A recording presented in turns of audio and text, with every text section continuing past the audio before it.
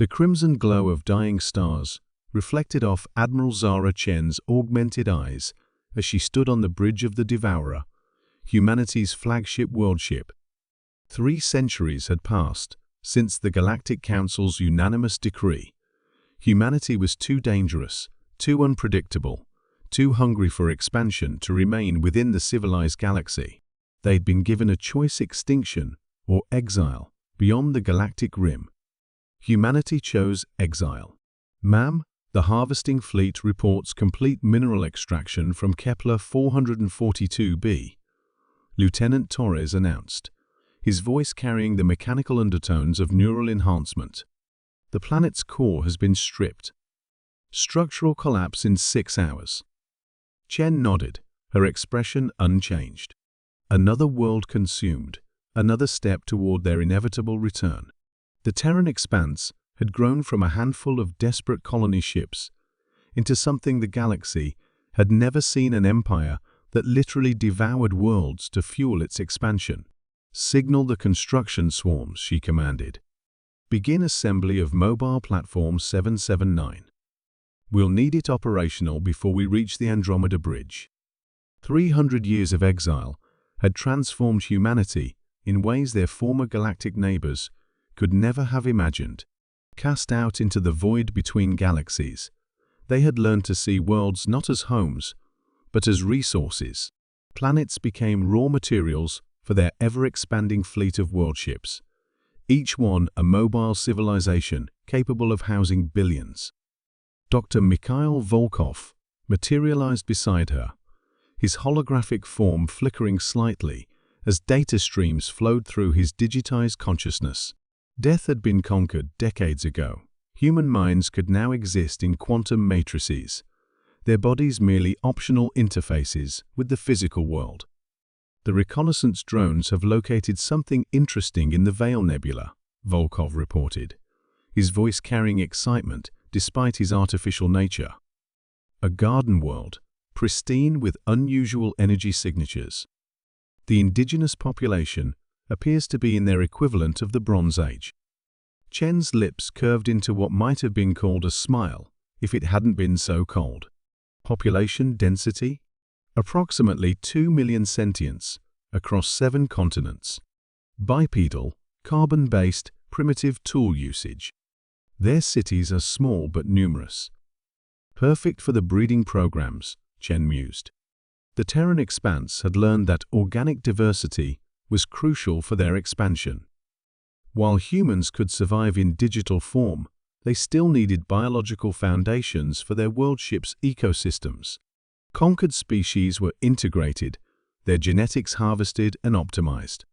The bridge's main display showed the current state of their empire: 17,000 worldships spread across a volume of space larger than the galaxy they'd been banished from. Each ship was a marvel of engineering, built from the compressed matter of dozens of consumed worlds. Their hulls were fashioned from crystallized diamond cores, their energy systems powered by harvested stellar material. "Admiral," came another voice from the communications array, "we're receiving a priority transmission from the Hegemony Council aboard Genesis Prime."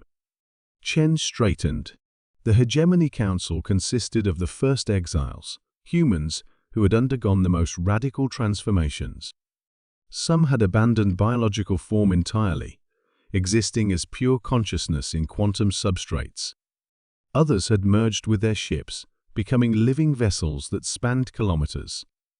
The holographic form of Councillor Reeves appeared, or what Reeves had become.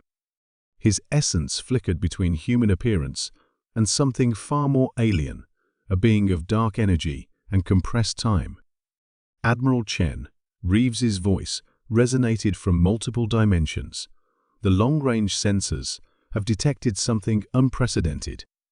The Galactic Council's expansion fleets have reached the Rim territories. They're building defensive stations." Chen felt something stir in her enhanced neural networks, an emotion that her predecessors inhabited worlds, including their moons and asteroid belts. The energy requirements would necessitate harvesting at least 3 red giant stars. "The moral implications," Lieutenant Torres began, then stopped himself. Such concerns had been abandoned long ago. Survival and expansion were the only ethics that mattered now. Chen walked to the viewport, gazing out at the construction swarms that surrounded their world ship. Trillions of nanoscale builders worked tirelessly, converting captured asteroids into hull plating, transforming stellar hydrogen into fuel, preparing for the Great Return. Begin the acceleration protocol, she decided. Signal all fleet commanders. We return to the galaxy, not in 50 years, but in 5. The bridge fell silent, except for the hum of quantum processors. In the distance, a small yellow star flickered and died as the harvester ships completed their work, its energy stored in massive containment arrays that would power humanity's war machines. The irony wasn't lost on her. The Galactic Council had banished humanity for being too aggressive, too expansionist. They had feared what humans might become if left unchecked within civilized space. They had been right to fear, but they had made one critical error. They had assumed that exile would contain the threat. Instead, it had allowed humanity to evolve beyond the constraints of galactic civilization, beyond the moral limitations that had once held them back. "Ma'am," Torres reported, "the harvesting fleets are requesting new target assignments." Chen smiled, a predator's expression that would have terrified the beings who had once shared the galaxy with humanity. "Give them the coordinates for the Veil Nebula. It's time to begin the final phase." In the depths of space, 17,000 world ships began to turn toward their destiny, carrying with them the dreams and nightmares of a species that had learned to devour worlds to fuel their hunger for home.